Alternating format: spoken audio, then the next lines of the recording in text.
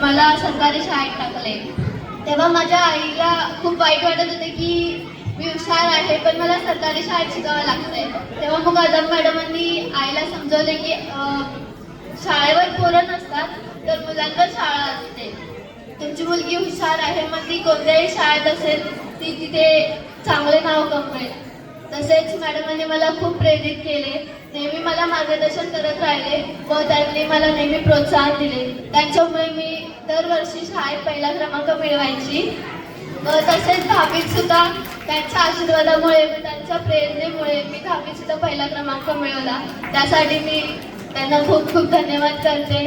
व मॅडमांनी मला त्या 2 वर्षांमध्ये खूप काही शिकवले, जसे इतरांचा आदर करणे, मोठ्यांचा आदर करणे, सगळ्यांना मदत करणे व सगळ्यांविषयी प्रेमाची भावना निर्माण करणे व समाजात एक उत्तम नागरिक म्हणून राहण्याचं शिकवले.